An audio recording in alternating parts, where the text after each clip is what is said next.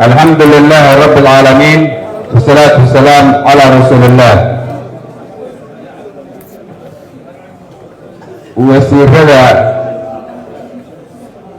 دولة فدرالك الصومالية اللي باندا لبدا أقل مسؤولين كالجديسن بالشدة قايبها كلا دوان maantay nagu martiqaaday gobasha sharafta badan barbaarka gaashaaman ee gadaashayda taagan dhammaantiin assalaamu calaykum waraxmatullaahi wabarakaatu. salaam kadib waxaa sharaf iyo raynrayn noo ah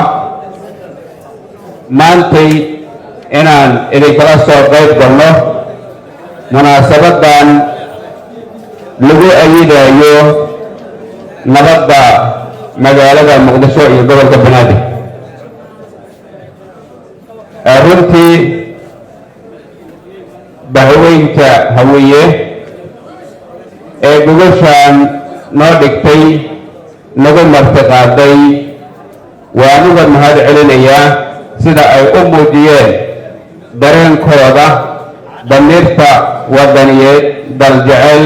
iyo dadjecel uu ku dheehan yahay. mudanayaal marweyn waxaa ballan ilaahay nagu ah anigoo ku hadlaya dhammaan hay-adaha dowladda madaxweyneska iyo baarlamaanka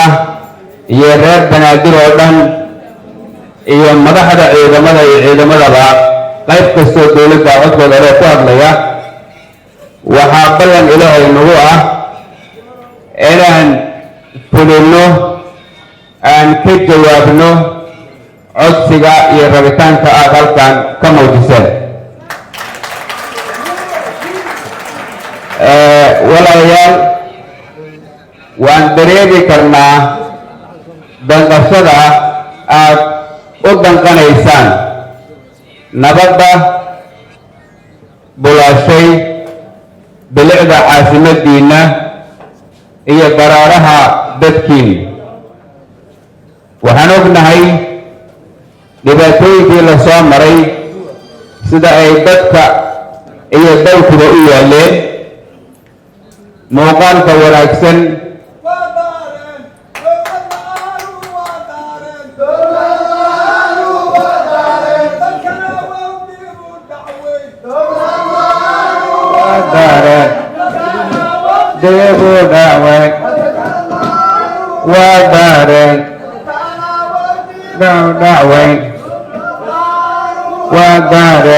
dalkana wuu dib dhaaway waayahay waa mahadsantihiin barbaarka gaashaaman. waxaan rabaa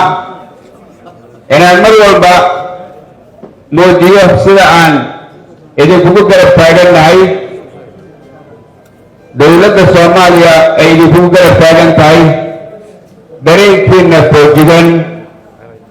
oo ka foojigan wax alla wixii wax u dhimaya nolosha bulshada iyo bilicda caasimadda. waxaan idinkaga mahad celinayaa sida aad u garateen ee aad uga dhaydhiseen damiir laawayaasha mar walba abaabula waxyaabaha liddi ku ah wadajirka iyo dowladnimada soomaaliyeed. maalin kasta oo gurub bilicli uu ku soo qorno oo waddan nadiifii ay ku soo kururto dabay dhibaysaa.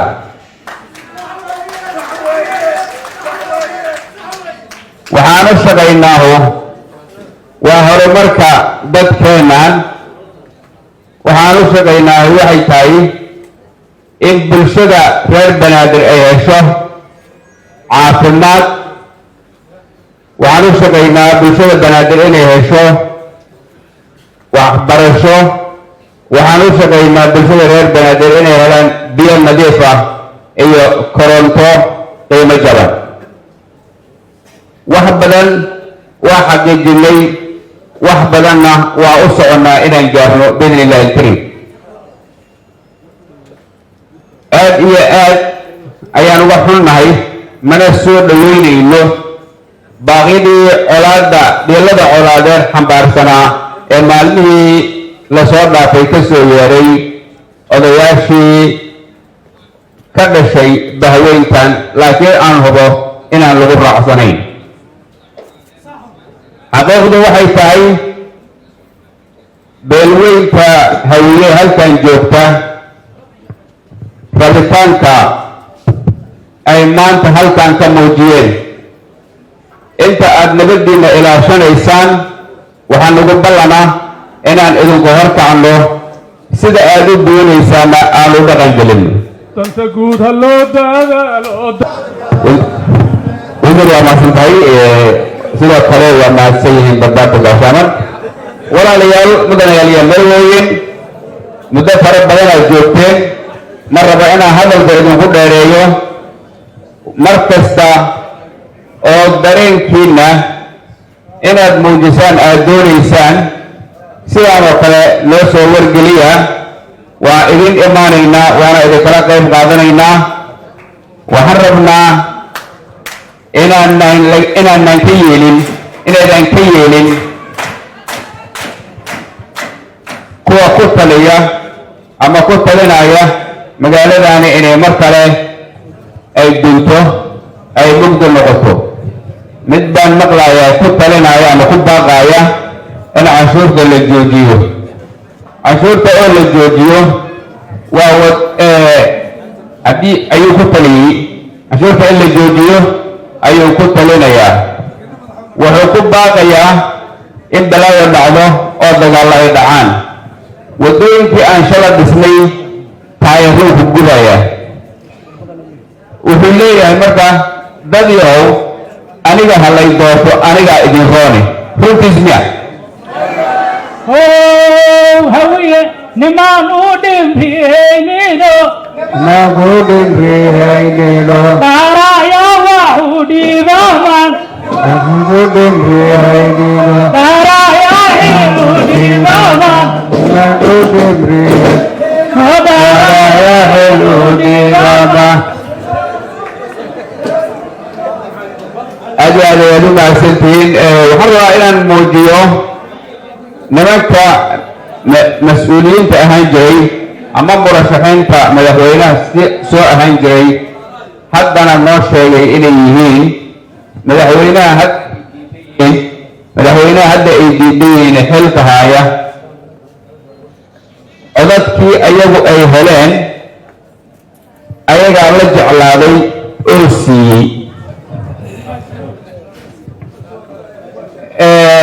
maantay marka